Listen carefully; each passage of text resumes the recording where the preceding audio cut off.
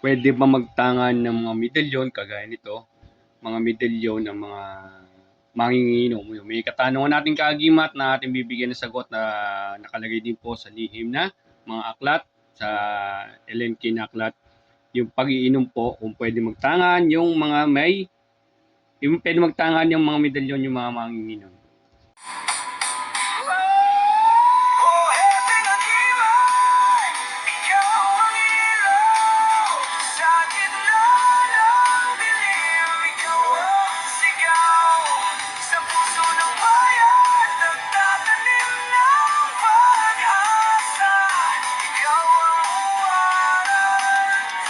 Walang katulad.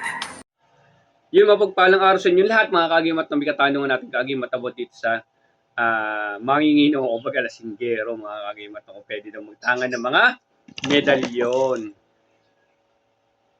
Ito kagimat. Labas na sila, sabi ko lagi, kung kayo agi sa aral ko, skip lang kayo dito para hindi ko kainin na negatibo. Ayun yun na pinapanood nyo pa, di ba? Ito yung mga medalyon. Ito, halimbawa, ito ay Siete Llaves. Okay. Ito yung Siete Llaves kung sabihin natin. Para makita nyo. May idea kayo. Talagang sinasabi ko yung naghahanap ng aklat po, kay Anthony Slatico Valderrama kayo rumekta ang PM. Kahit mga libreta po. Saan niya kayo mag-PM ng rekta? Mga kagimat, no? Kung kayo magbabasa ng mga aklat ng LNK, katawagin natin lihim na karunungan. Excuse me po. Mapupunin nyo kasi sa LNK kasi, meron dyan mga, mga nakapamilin. Usually talaga, yung sasagutin natin kay kuya, yan talagang pag-iinom tsaka pag-yoyosi kasi ay binabawal talaga sa lihim na karunungan. Kung gusto niyo magpalakas kasi, iyan po talaga ibinabawal po talaga yung pag-inom tsaka po pagsisigarilyo. Diyan sa lihim na karunungan. Bawal po talaga yan.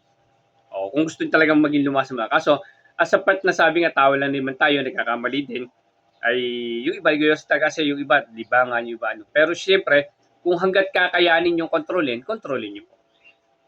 Yun po yung part ng, nakasulat po yan pagka nagbasa kayo ng mga aklat ng mga LNK natin, mga lihim na karunungan natin. Nakasulat po talaga na binabawal po talaga, totally pinagbabawal. Pinagbabawal talaga yung pagsisigarilyo at pag-iinom ng alak. Yun po yung talaga. Actually kasi ang alak naman kasi, ang nangyayari kasi sa atin is yung lasingan talaga. Pero kasi kung shot lamang kasi is maganda sa katawan niya. Hindi naman totally binabawal yung mga shot lang.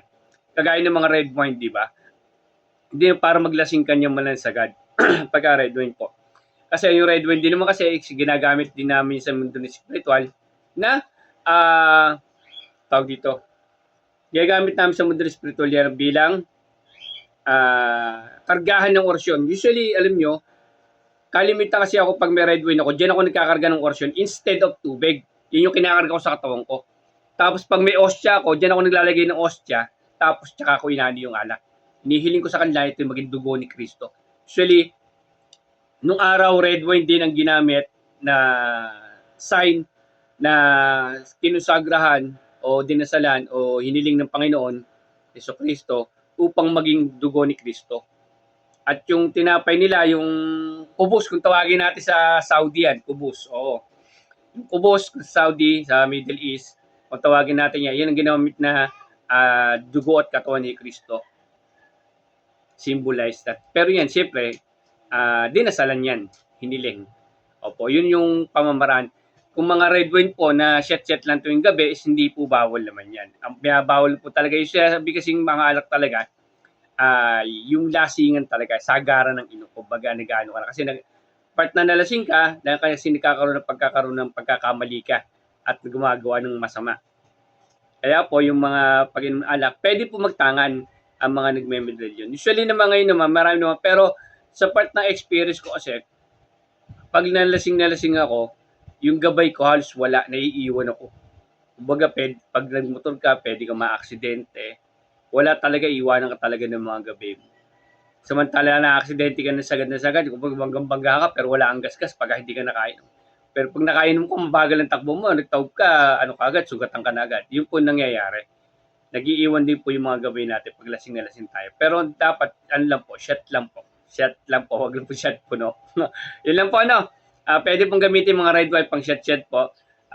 Tsaka po ginagamit natin pagka nakakarga tayo na ano. Doon po ako nagkakarga ng orasyon na kinakarga ko sa katawan. Yun, dinagdagan ko kayo na idea. Yung ostya, ginagamit ko doon. Sinusulatan ko po yung ostya. Tapos yung red wine, ginagawa ko. Inihiling sa Ama na maging katawan at dugo ni Kristo. Ang red wine itang tiyan, ang ano to, yung ano yung inano ng pare, no? Yun, yung ostya. Yun ang inihiling ko po, tapos nakasulat yung orasyon ko doon sa ostya. Mahaba po, dinadalawa o tatlong ostya ko ginagamit ko. Bago yun ginagamit ko. Lalagay ko sa, may orasyon, lalagay ko sa, ano, sa red wine, tapos yung hilingin ko, dasal ako ng bukas, inom, pasara. Ay, dagdag idea na naman, no?